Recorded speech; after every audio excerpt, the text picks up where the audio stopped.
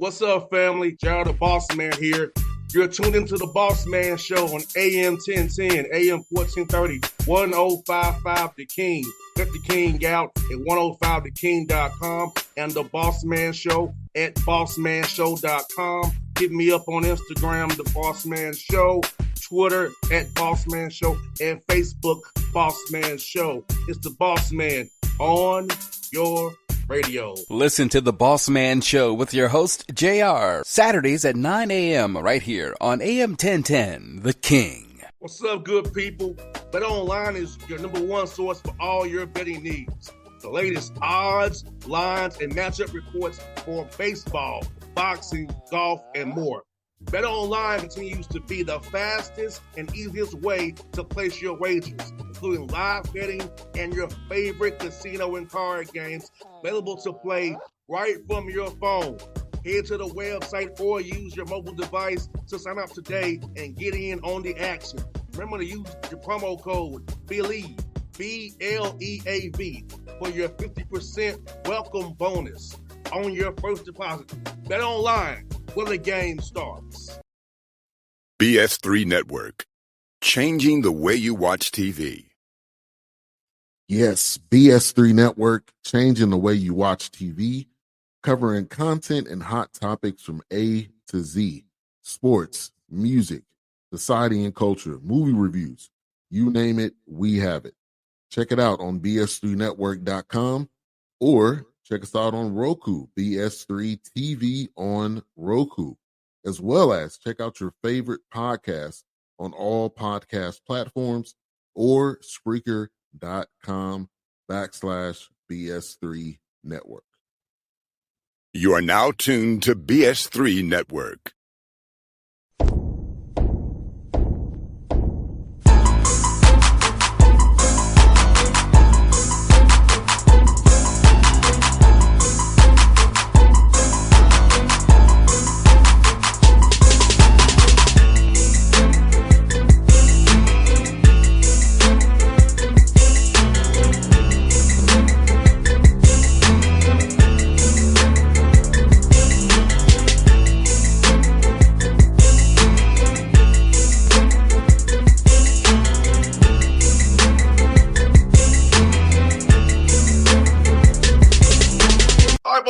Bossman Show with the new head coaches, Bellarmine Knights, Doug Davenport. We've been the Bossman Show here with me. I'll tell them already, it's rare I talk to somebody that we're down the same age as. So it's always good to have that going for me today with you, man. No, good to be with you, man. I'm looking forward to this. Yes, indeed, man. How's it feel, man, to coach your alma mater, man? You've been around this program. You played there. Your dad coached there, man, and now you live to lead this thing now. So how's it feel, man? You know, the first week or so, it's the best phrase I heard. Pat Kelsey, who I worked with at Xavier, and he coaches 3 miles down the street, spoke to him right when I got the job, and he said, it's drinking through a fire hose. And that's exactly what it felt like for probably like a week or 10 days. No matter what you're doing, you're just constantly behind. You got a million people reaching out to you. You're trying to reach out to a million people. You know, the most important thing are your current players. Then you're trying to build a new roster, and you've just got a million things going on. After that, you know, you get a week, 10 days into the job. That's exactly what it is. Like, it's a job, and we have a task in front of us, and we need to make sure we're getting it done. I think in this day and age of college basketball, when you get a job early March, it's roster construction, right? Like, it's roster construction. And so that took up, you know, that's a 2-month process. So we finished our roster 2 weeks ago today, I think. Maybe 2 weeks ago yesterday. And you know, then once you get to the end, you're down to, you need 1-2 guys. It's immediately, you start planning the summer, right? Like, we have a really simple goal here, and our players are not here yet. They move in on Sunday. What they'll hear from us is like 2 main messages. Number one, first and foremost, like, we want to have the best summer in the ASUN, right? Like, there are 12 teams in the league every day. It's really not about having the best summer, right? It's like, hey, Monday, June 9th, let's have the best Monday, June 9th of anybody in the ASUN. Hopefully we do, right? And if we don't, let's go on to the next day. Let's have the best Tuesday. And then the other part of it, I think in this era of college athletics, and really with young people in general, is we want our guys to take ownership in what they're doing, right? Like they got to take ownership. Like they hear it from us a million times, like own it. You own your choices. You own your mindset. Like we're not blaming, complaining, and making excuses, the finger pointing. I think it's become easier for these guys. Like as we were off air kind of laughing, dudes are playing for 3, 4 AAU teams. They go to 3 high schools, and then they get to college and they play at 3 schools, and everything becomes an excuse, right? Well, it didn't work out here because of this guy, and it's like, nope. We are putting the onus on the players that if they want to have a great summer and they want to get the program turned around back to where it was and back to where it should be, it's on them, right? It's on us. It's on us. But we've got to put it on them and make sure they're taking ownership in the program. It's I don't know about you, man. Like I own a rental house, and I promise you this: the guys that live in my rental house, they don't take quite as good care of it as I take care of my house that I own, right? Yes. I have one in Nashville, buddy. I have one in Nashville. I have my cameras on all the time looking at how they're treating my property. So I'm with you. Exactly right. I feel the same thing, man. That's exactly right. We don't want them to lease the program, right? We want them to own the program. Yes. And like you said, man, like yesterday I had to speak to some youth yesterday. I was telling them about my journey. Like for me, I'm a one-man band, Doug. JR does everything on the show. If JR does not do a thing, the show does not run today. So and having that mindset and that grind, I was trying to teach them, like, look, if I can do what I do for 13 years as a one-man show, you can do whatever you want to do. Because that's right. I could easily say I could quit, but I love what I do. Am I busy a lot? Yes. Take care of my family a lot? Yes. But if I don't do it, I don't eat. If I want to achieve these goals and grow and develop, I don't go out here and go to Indiana, go to Orlando, go to Memphis and cover these games or cover it. So if I don't do anything, Doug, I can't grow this show and feed my family. I'm trying to teach young guys, like, look, if you look at me as somebody this is what the ground really looks like. And if you spend your energy making excuses instead of doing the work, you're never going to reach your potential anyway, right? That's how we feel.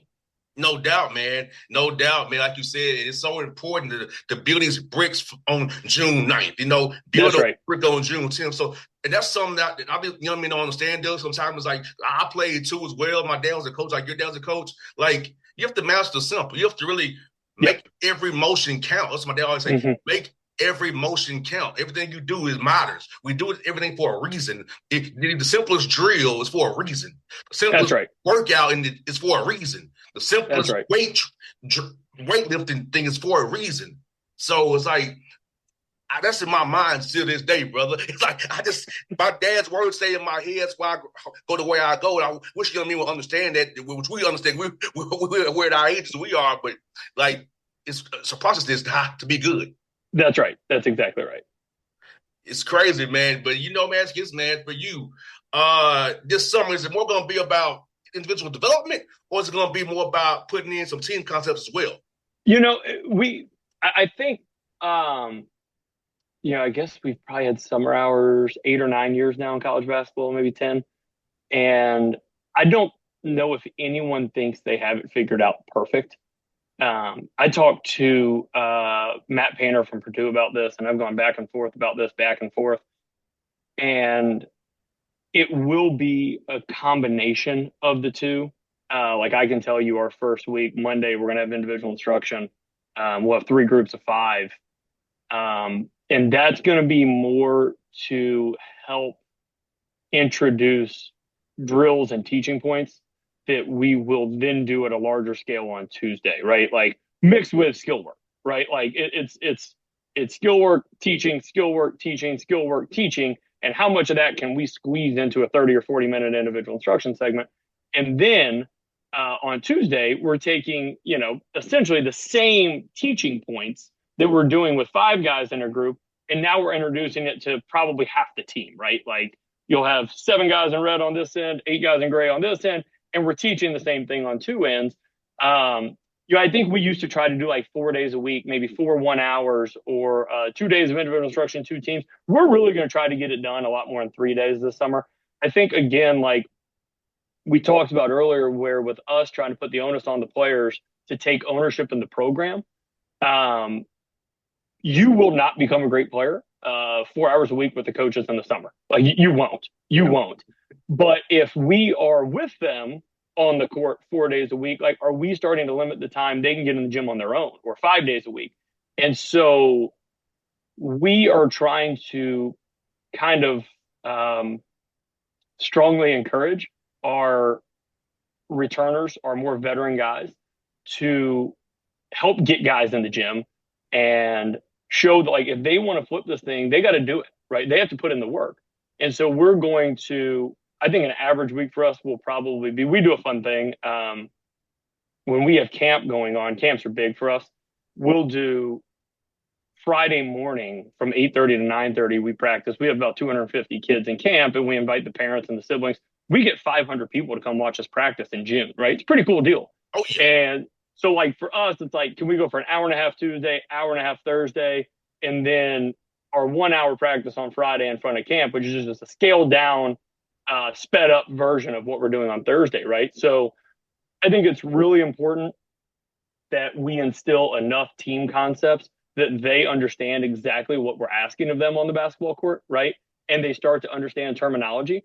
We're only using 6 of our 8 weeks. We're going 3 weeks, kind of a 3-week sprint. They get the week of 4th of July off, 3-week sprint. And for us, when we're on the court, like, we're going, right? We're going hard.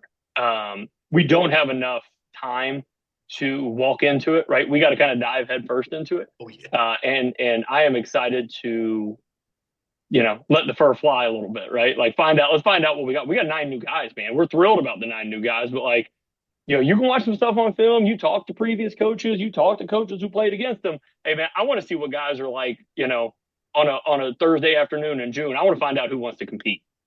No doubt, dude. That's 100% right. You said something about Kemp. I want to ask you about Kemp. How cool is it to see your guys interact with campers and kind of build that bond with campers when they come to games and the seasons? Like, hey, I remember him. I have his autograph. I know that guy. So how cool is it for your guys to build up bond community in camp so they'll come support you in the fall and the kids love them and really cheer hard because they don't know who these little guys are? We were talking about that yesterday, and I'm 37 and I'm the old man on our staff, which is great. Like, we got a lot of energy on staff. I see more camper parents than these other guys do. And it is funny, man. That's always the first thing they talk about is how excited, and I was talking to 2 of our, we got 5 guys already in town. The rest will be here Saturday and Sunday. And I was talking to them about that yesterday. It's like, man, you guys got to remember, when you're 9 years old, you see a Division I college basketball player and he knows your name. Like, that's the coolest thing in the world. That's the coolest thing in the world. And then when they come to games, Knights Hall is very intimate. Like, seats are right on top of the court. When our guys are walking out of the locker room, man, we got about 40 campers waiting right there, ready to give everybody a high five. You know what I mean? It's a cool deal. And I think, like, at our level of college basketball, we have to be different. We have to be more accessible. We got to be very much intertwined with our community. Like, we have to be part of the fabric of the community, right? Like, the players need to know the campers' names. Campers need to know, oh man, that's Jack Karazinski. Like, that's my guy. No, Jack was my guy, right? Like, hey man, now he gave me a bad call, man. I'm mad. He gave me a bad call in the 3-on-3 championship, but at least they know who he is, right? Like, yes. And I just like making sure that our players understand. I think, college athletics has become so transient, right? Like, every roster, every sport, it's 50, 60% turnover every year. We're trying to fight it. There's only so much you can do. But I do think that while they're with us, make sure that they are a Bellarmine basketball player and they're doing the things that come along with being a Bellarmine basketball player and interacting with kids in camp. First off, it's just the right thing to do. It's just the right thing to do, right? Secondly, it helps grow the program, right? And like what we've told guys for years, and this is not like lip service. This is stuff that's actually happened. We have had guys get first jobs, right? Get first jobs because they coached some guy who owns a business. They coached this kid in camp. And then those people come to games, and all of a sudden, we had a young man named Rusty Troutman. He was a 3-time D2 All-American. He got his first job.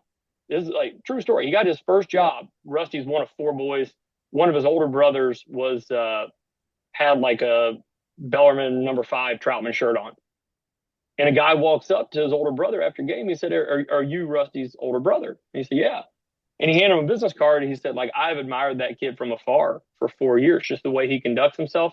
Hands him his business card, said, tell Rusty to call me. Rusty doesn't know what this is about, calls the guy. Guy says, hey, can you meet me for coffee? Fast forward a few days, Rusty had his first job offer like December of his senior year, and it was just 100. Guy had never personally met Rusty, but admired him so much of how he conducted himself and the manner with which he worked. And next thing you know, like Rusty's gone on to do great. He's no longer with that job. He has gone kind of a rocket ship, but he is. And we do hope that like when they spend time in our program, they learn the values that are going to make them better husbands, better employees, better bosses, right? Like learn some leadership. Like, do you have some toughness? Do you have some grit? We bring a ton of business leaders in to talk to our guys. And the one consistent message we hear is if you want to be a great employee, you want to be great at whatever you do. It's like you said, man, do simple great, right? Do simple things great. We've had guys go on from this program to do so many incredible things. I'll give you the full spectrum here. We've had one of my teammates who was a senior when I was a freshman, United States Secret Service, was the limo driver, and we still, every time I see him, we like to laugh about this. I saw him at Derby Week. He was in town. He was driving the limo when President Trump was driving around Daytona. This cat, Matt DeMasters, was the driver of the United States Secret Service driving the limo. We have Oladapo Fagbinley, played with me, graduated with me, better known as Daps. Daps has won 2 BET awards for music video production. Wow. Right? These dudes were like in the program at the same time. We've had Prime and Alani, right? Like Alani, the drink, just sold for $1.3 billion. The founder and largest shareholder, Bellarmine basketball player, right? Like there's a hospital in Eastern Kentucky, Corbin, Kentucky, guy who now runs the entire pediatrics unit. My teammate graduated with me. So you're talking about you've got doctors, entrepreneurs, BET BET award winners, United States Secret Service, and I'm leaving out about 800 things in between, right? And like you come here, I'm not saying they're there because they played for us. They're not, but it is part of who they became, right? And we hope that they learn something from us.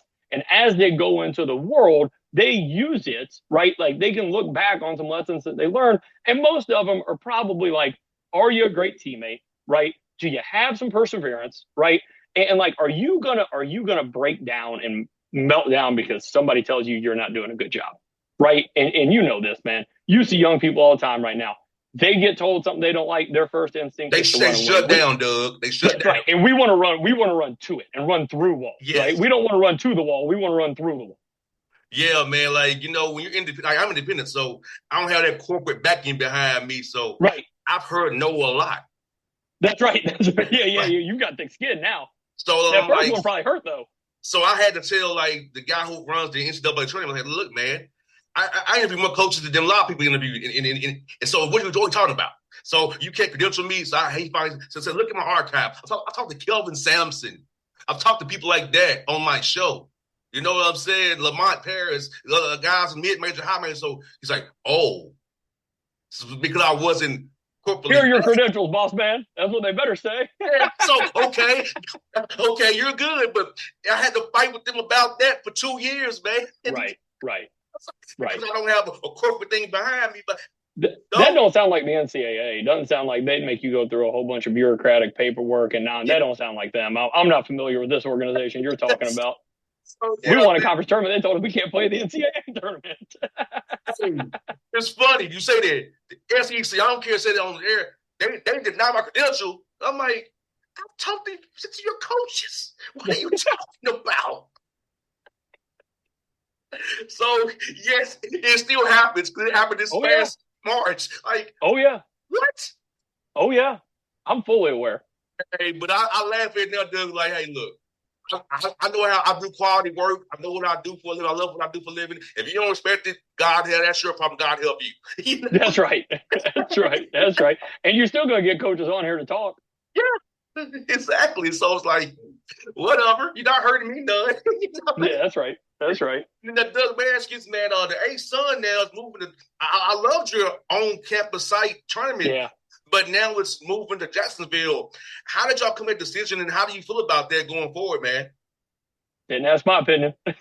Hey, listen, man, we played a conference championship game in front of 7,500 people in Freedom Hall. We had a full court storm. It's one of the coolest things I've ever been a part of in my life.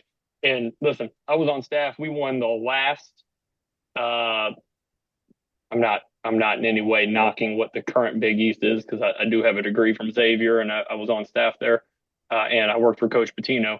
But like the last, we beat Syracuse in the Big East championship in Madison Square Garden, right? Friday night was we played Notre Dame, Syracuse, Georgetown, most electric atmosphere I've ever felt in my life. Incredible. Won a national championship right down there in your hometown in Atlanta. The whole Kevin Ware thing, like phenomenal journey, right?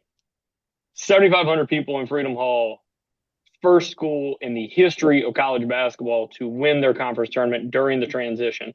Most amazing thing I've ever been a part of. We had phenomenal kids. 4 of our 5 starters signed as Division II kids before everybody was taking D2 transfers, right? Like, those cats put this program on their back. They built it in their own image. They earned it, right? You saw anybody that watched last year, I promise you this. There was not a better atmosphere for a conference championship game than Lipscomb versus North Alabama. Not nowhere. I don't care. Like, I know it's not 20,000 seats. It's 5,500, but there were 6,000 people squeezed into that 5,500, yes. Right? And like, it's a huge deal at our level.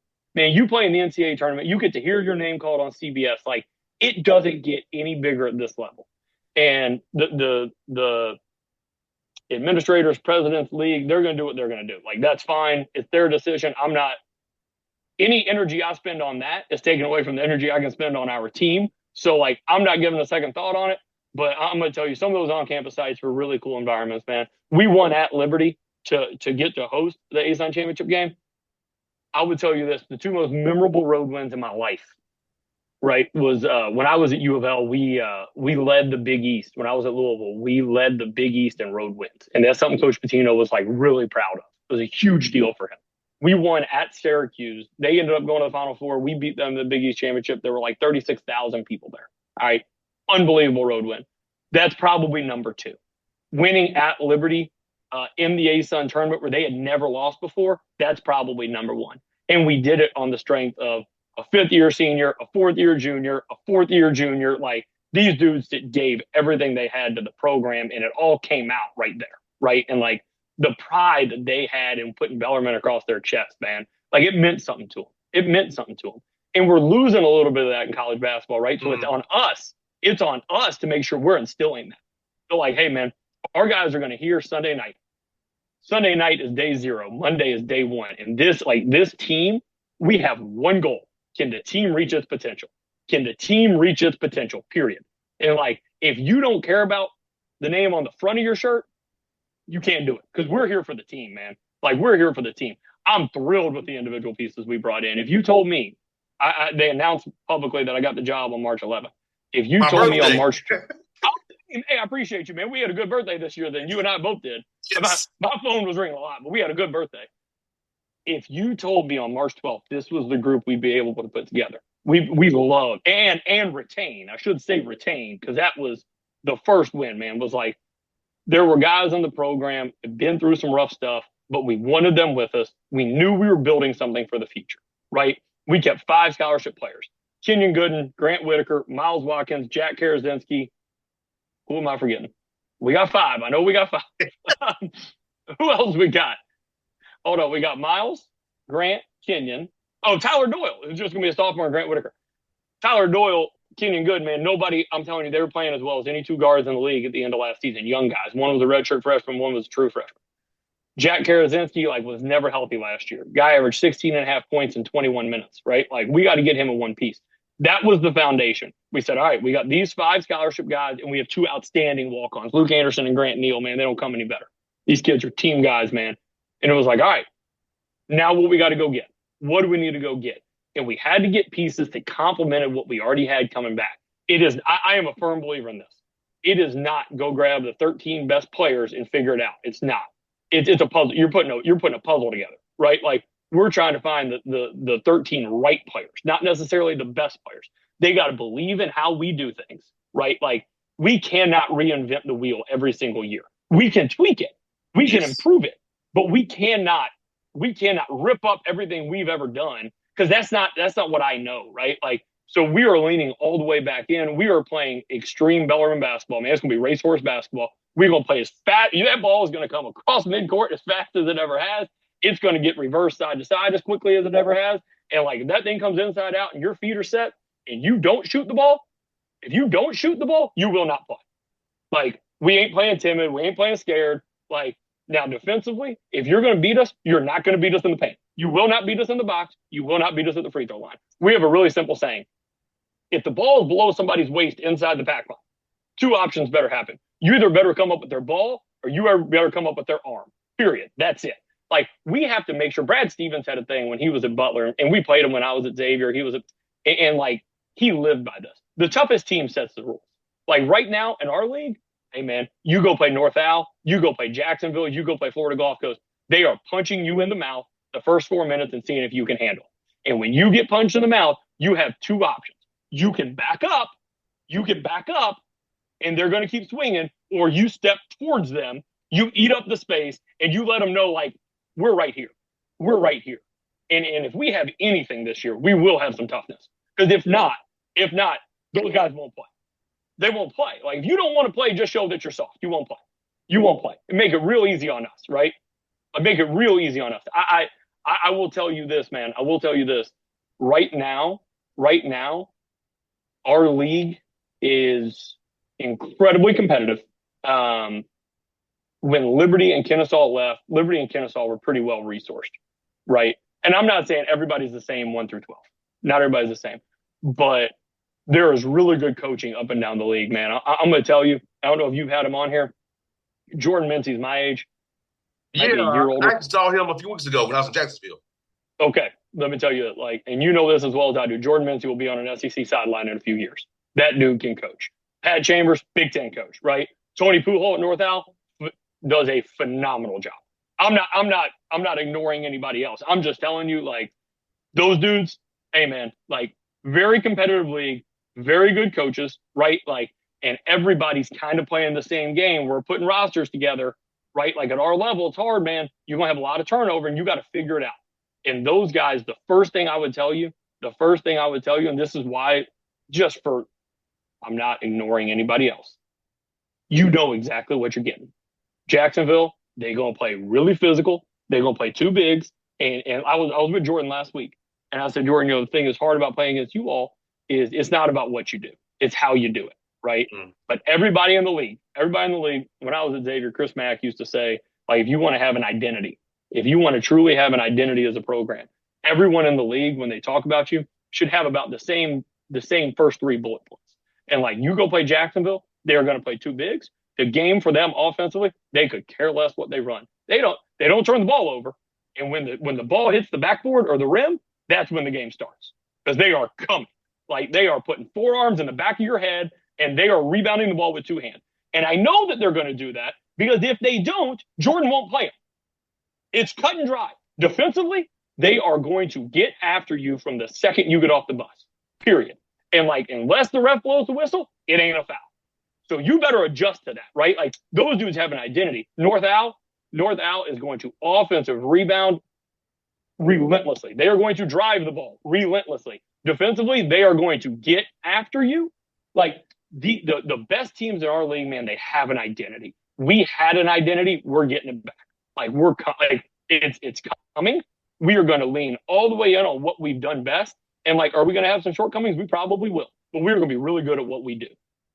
No doubt. That's what I got for you, Doug, is this, man. How is that transition for you guys over now? Can y'all go to the tournament this year? So, tell me how tough that was going from D2 to D1 and still winning in year 1. But how tough was it trying to adjust from having to be able to give split stuff, scholarships up to having to give 13 fulls in D1?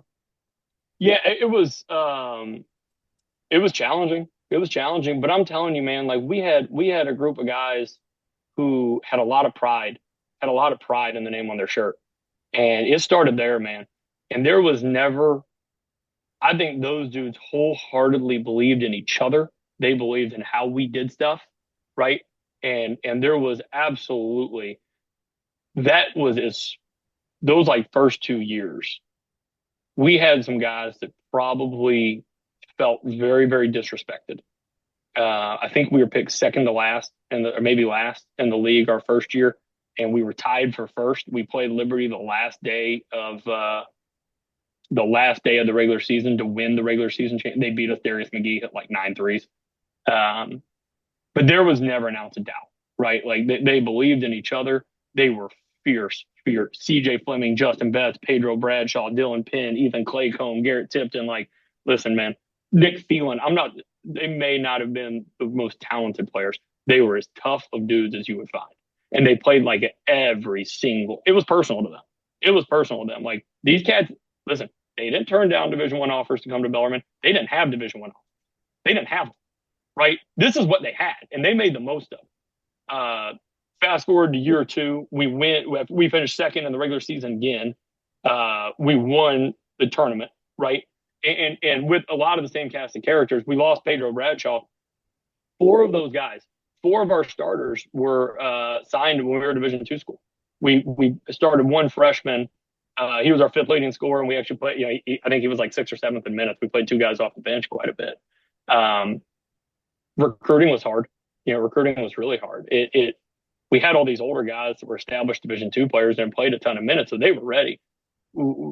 It became really hard to get the next guys, right? Like, because they're sitting there, it's like, man, you got this 4-year period, which I think it's stupid. The whole 4-year thing, that decision is made by administrators. Like, it has nothing to do with me. Whatever decisions are made at the national level or conference level, listen, man, it's not my job. I'm here to coach the team. And if I'm wasting my time on that, I'm not doing the best job I can for the team. And my job, my job is first and foremost to the players and the staff, right? Like, we want to make sure everybody on the program is reaching their potential and that we're creating an environment in which they can do that. Like that's where my energy needs to go. That other stuff, whatever.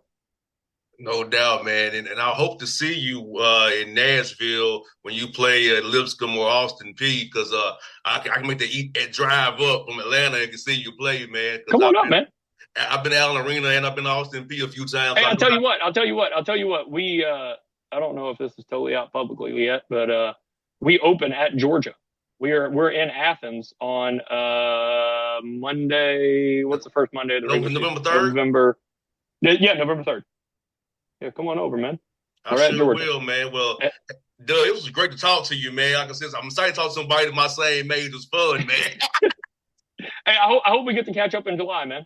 I don't have my recruiting schedule yet. I usually figure that out about 5 days ahead of time once we know where everybody's going. But yeah, I hope we can get together. If there's anything we can do up here, man. We should. One way or another, I come your way too. So I come your way. We'll figure it out one way or another. We'll definitely get together, man. My man, I appreciate it. Hey, have a great day, man. Thank you, brother. All right, be good. BS3 Network, changing the way you watch TV.